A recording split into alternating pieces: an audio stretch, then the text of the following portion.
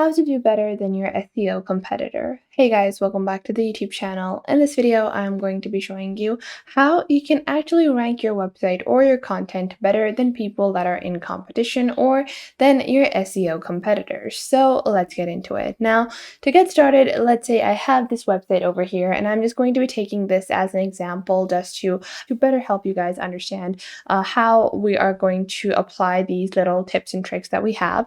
So let's say I have this website over here. This is a candle shop and it's a wellness shop. So I have the intent of selling my products. That is what I want. I want to optimize my SEO so I can sell more products. Now, how would I actually customize this and get people to buy my product and have my website ranked higher than other competing websites? So first off, there are quite a few different things that you need to do. And before you get started with anything, you need to find good keywords. So you can go on to any keyword tools like keywordtool.io or Helium 10. You can click on sign up for free and sign up for a free account on Helium 10. I already have an account, so I'm just going to log in over there and I'm just going to log in and show you guys how you can find different keywords for your industry.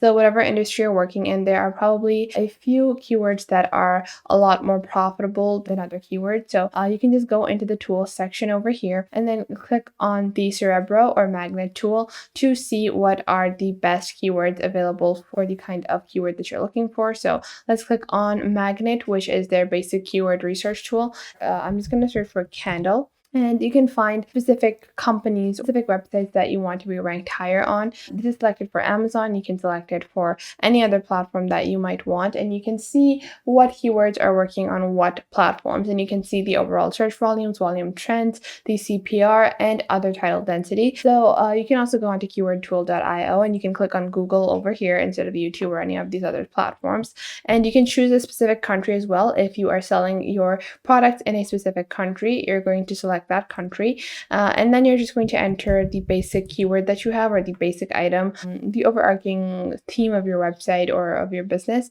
So you can see over here that I have these basic keywords. These are all of the keyword suggestions that I'm getting. If you want detailed analytics, you will have to upgrade, but just for the basic keywords, you can see you get a very large list of similar keywords that are available, and the higher rank they are, probably the better they are.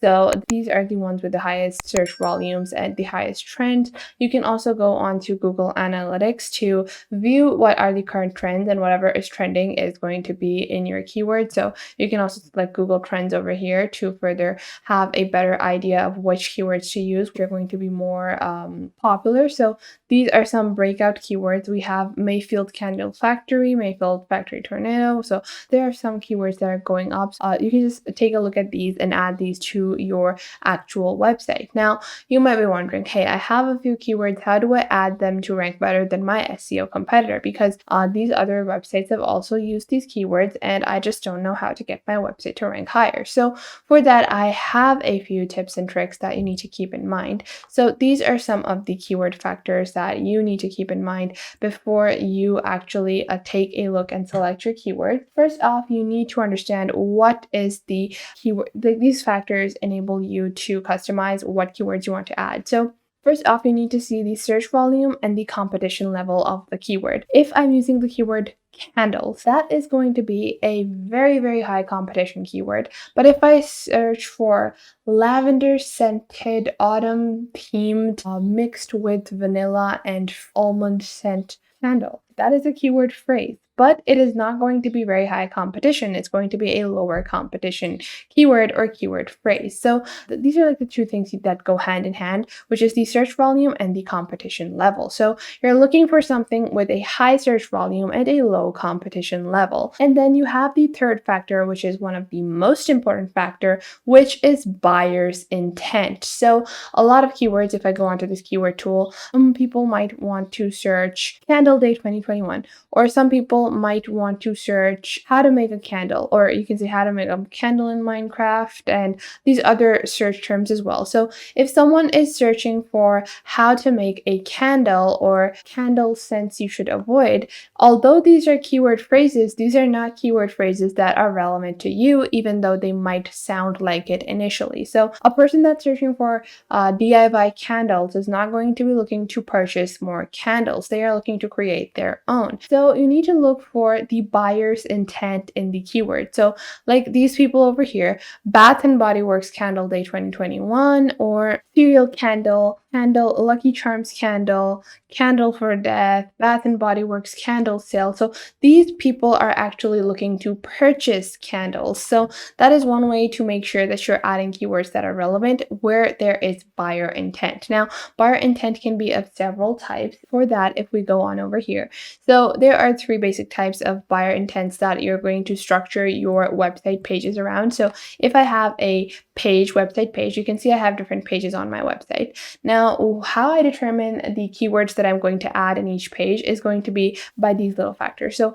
number one, if the keyword that I found is related to info intent. So there's not a lot of buyer intent. They just want information like candles, or the best scent for candles, or the best scent for summer candles. So that is going to be info intent. This person is looking to gather information. They're not exactly looking for something to purchase. So that is blog post. So for that, I have a blog page on my website or on my e-commerce store where I can add certain things like these kinds of articles, where I can add info intent keywords in these blog posts. Secondly, we have the second intent, which is going to be where there is a buyer intent plus overall offering. So someone is just looking for the best candles to buy or where to buy candles. For those kinds of keywords, I like to add them to my basic homepage. So that is going to be one present on all my basic homepages. I like to add those keywords.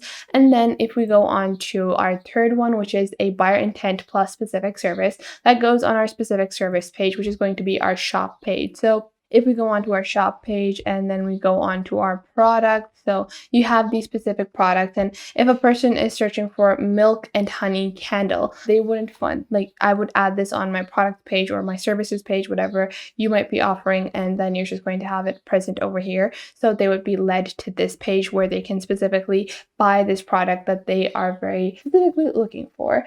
Now, if we take a look at these three factors, you have these three basic factors. After that, how and where do you add your keyword phrase? So you understand, okay, I have these three basic kinds of keywords, or these are the three categories you're going to divide your keywords in, and then you're going to distribute your keywords accordingly into your actual website pages.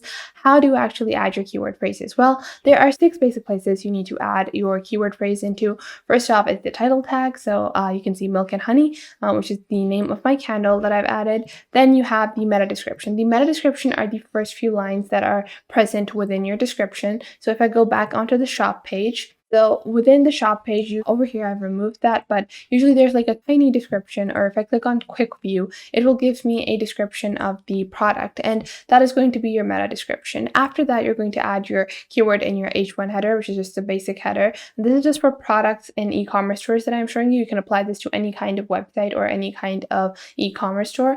Then you're going to add your keyword in your body text a few times. So you're going to add that phrase into your body text a couple of times, and you need to make sure that it is within the first 150 words. So if it was the article or the blog, I make sure that I add the keyword within the 150 words, the initial 150 words of my actual blog post. And then you have to add the synonyms of the keyword phrase. So whatever the keyword phrase says, you're going to add multiple synonyms of that keyword phrase. Obviously, if you're writing about something, or even if you're just posting your product, so you need to make sure that your keyword is not only added into your titles and descriptions, but also into your blog posts, and also added into multiple different sections of your actual website or e-commerce store. So you can see over here, if we take a look once more at our keywords, you can see these are the 3 basic overall categories, and this is how you're going to categorize them. And here are the specific places you want to see your keywords in. So these are just some of the basic places you're going to add them.